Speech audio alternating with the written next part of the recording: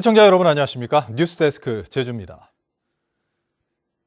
양식장 주변 해안에는 양식장에서 흘러나온 배출수를 정화하기 위해 침전조가 만들어져 있는데요.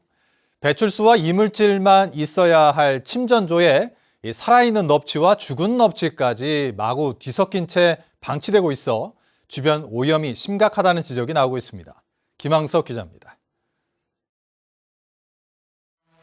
양식장에서 찌꺼기와 함께 나온 배출수가 직접 바다로 흘러 들어가는 것을 막기 위해 만들어진 침전조입니다. 찌꺼기는 가라앉고 배출수만 바다로 흐르도록 하는 일종의 정화 장치인데 바닥에는 찌꺼기뿐 아니라 넙치도 눈에 띕니다. 상처를 입은 채 움직이지 않거나 하얀 배를 드러내고 죽은 넙치도 곳곳에 보입니다. 양식장 배출수와 함께 흘러나온 광어들은 병들어 있거나 죽어 있는 경우가 대부분입니다. 양식장 배출수 악취에 넙치 사체 썩는 냄새까지 더해져 일대는 숨을 쉬기 힘들 정도입니다. 자연에도 안 좋지만 보는 사람도 냄새가 심하니까 미리 걸러가지고 못하게끔. 양식장 측은 양식장 수조를 청소하다 보면 배출수와 함께 넙치 일부가 관일통의 침전조로 빠져나가버려 일일이 막기 힘들다는 입장입니다. 배조리를 청소한다고 이제 스탠드 빼가지고 이렇게 청소하다 보면은 회사 같은 거 하나씩 나가고 또 살아있는 게 하나씩 나가고 막. 병든 넙치나 죽은 넙치는 반드시 매립하거나 소각해야 하지만 20곳이 넘는 양식장 배출수가 침전조 한 곳으로 모이도록 돼 있다 보니 넙치가 빠져나온 양식장을 적발하는 것조차 쉽지 않습니다. 침전조로 나오기 전에 이제 중간에 단계적으로 이렇게 걸을 수 있는 그런 시설들이 보완돼야 되는데 방류되는 이런 것들이 조금 개선되지 않나 그렇게 생각하고 있습니다. 더 심각한 건 이렇게 빠져나온 넙치가 모인 침전조가 엉뚱하게 낚시 명소로 소문이 난 겁니다. 병들거나 부패해 먹으면 인체에 문제가 될 수 있는 넙치들이라 침전조에서는 낚시를 금지하고 있지만 인터넷과 SNS 등에는 넙치를 쉽게 낚을 수 있는 곳으로 관광객들에게 알려진 겁니다. 인터넷에 나와 있던데 제주 낚시 치니까 나와 있어요. 근데 낚시 금지라 그래가지고 거기서 제가 우리가 못하고 여기서. 제주시는 양식장 침전조 관리와 낚시 금지 홍보를 강화하겠다고 밝혔지만 양식장들의 배출수 관리에 대한 보다 엄격한 감시가 필요하다는 지적입니다. MBC 뉴스 김항섭입니다. 긴 장마에 제주 지역 농작물 병해가 늘어난 것으로 나타났습니다. 제주도에 따르면 노지감귤은 작년보다 6.5% 증가한 전체 10.6%의 궤양병이 발생했고 제빛 곰팡이병에 따른 외관 품질 저하와 일부 저지대 과원은 침수 피해도 입은 것으로 조사됐습니다. 또 잦은 비로 더덕 재배지 20헥타르에 전무늬병과 녹병이 발생했고 일부 노지 수박밭에도 역병과 탄저병이 나타나 수확을 포기한 것으로 집계됐습니다. 제주 동물테마파크 개발 사업과 제주 제2공항 건설을 반대하는 람사르 습지도시 위원장이 제주도의 외압으로 물러났다는 제주MC 보도와 관련해 국가인권위원회가 조사에 착수했습니다. 개발을 반대하는 지역 주민들도 제주도의 편파 행정으로 인권을 침해당했다며 진정서를 제출했습니다. 조인호 기자입니다.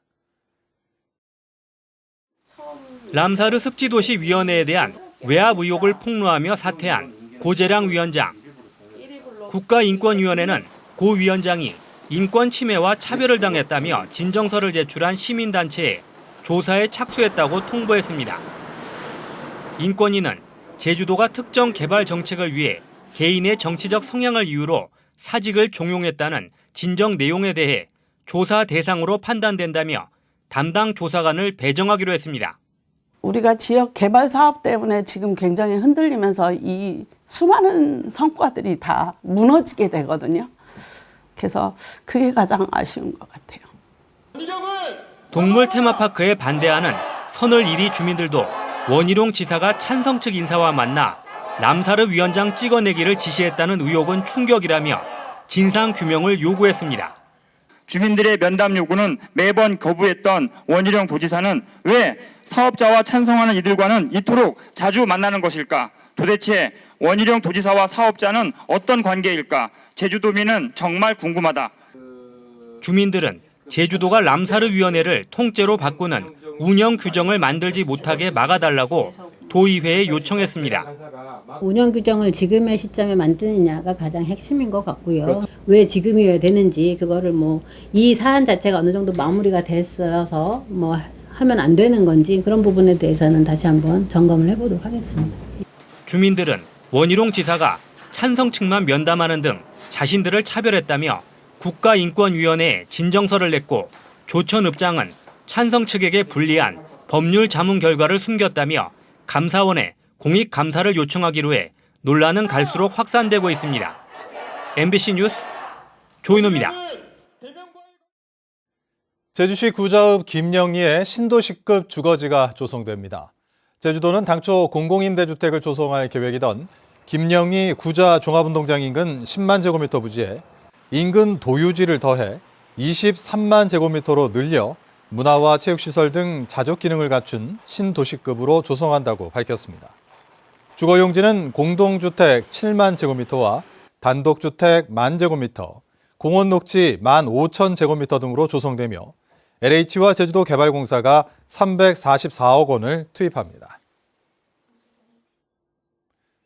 코로나19 위기를 극복하기 위해 정부가 국비 114조 원의 지방비와 민간 자본까지 160조 원을 투자하는 한국판 뉴딜 정책을 추진하고 있는데요.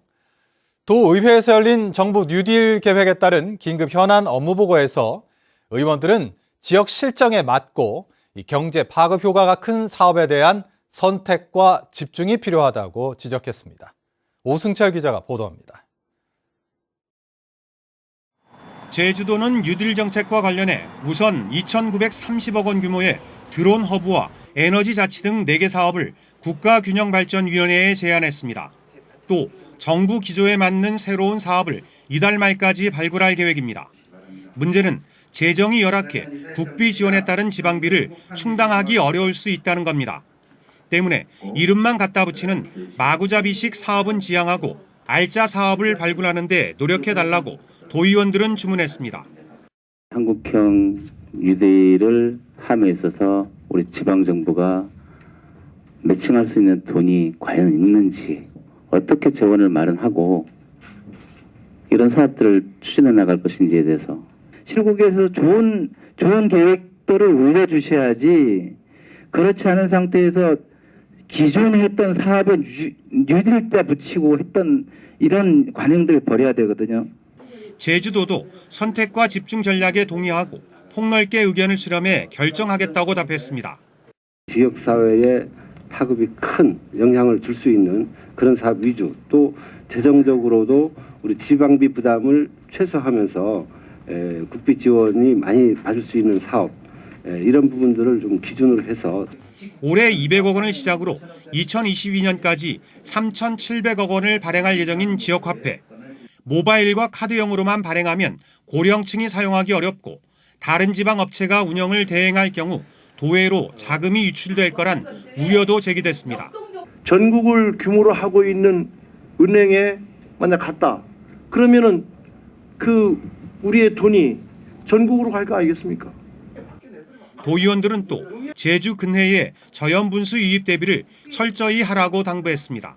MBC 뉴스 오승철입니다. 제주도가 의회와 협력 없이 자체적으로 제주 제2공항과 관련한 도민 의견을 수렴합니다.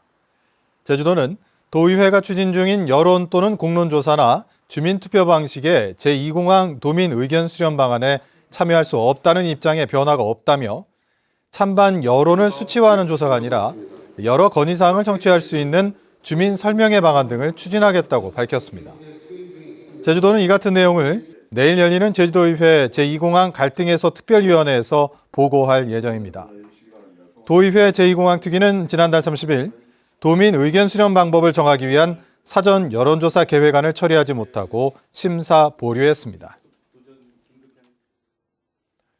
자치경찰 기관과 국가경찰 조직 일원화 방안을 골자로 하는 경찰법 개정안이 발의되는데요.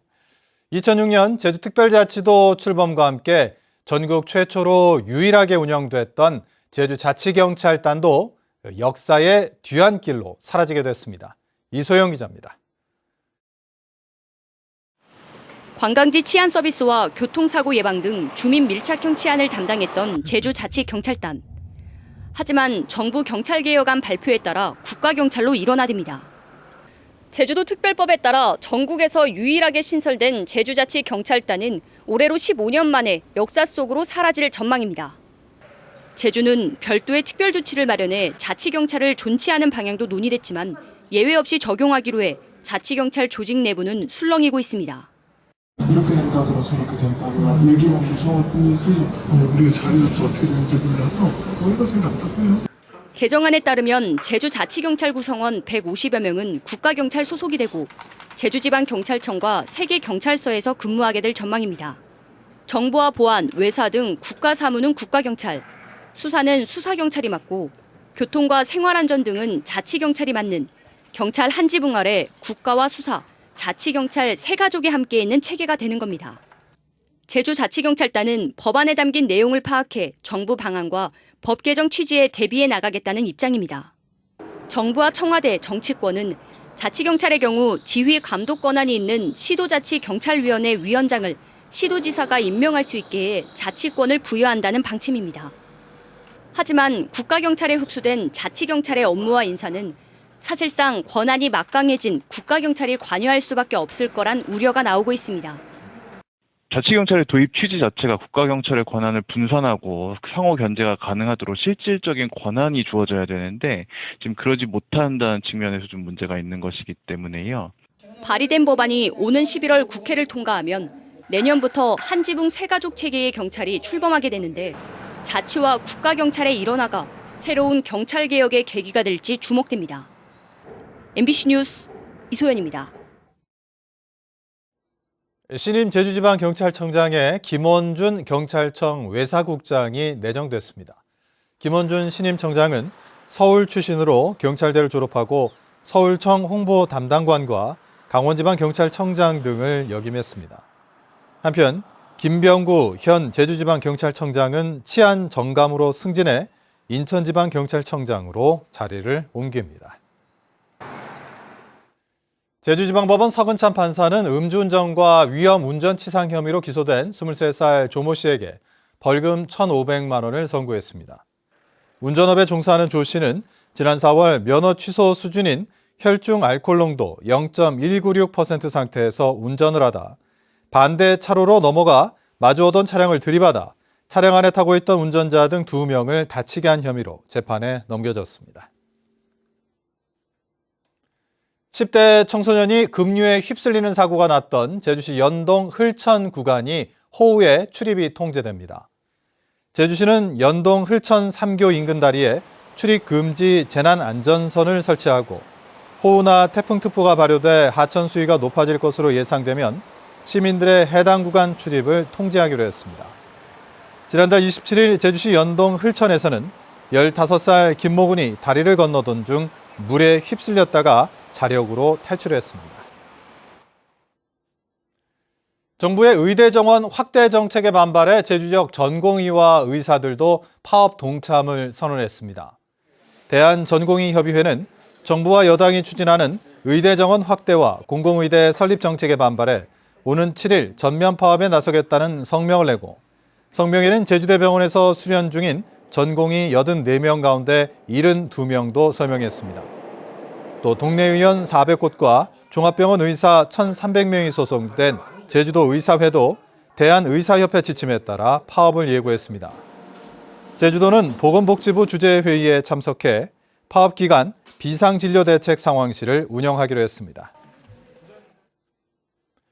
미래통합당 제주도당 장성철 신임 도당위원장은 기자회견을 열고 당 안팎의 인사가 모두 참여하는 혁신 방안 마련을 위한 특별위원회를 구성하겠다고 밝혔습니다. 장 위원장은 지난 총선 때 제주 지역에서 미래통합당이 도민의 선택을 받지 못했고 도의회 의석수도 적어 더불어민주당을 견제하지 못하고 있다며 정책과 대안을 제시하는 도당으로 혁신하겠다고 다짐했습니다. 이상으로 뉴스데스크 제주를 마칩니다. 시청해주신 여러분 고맙습니다.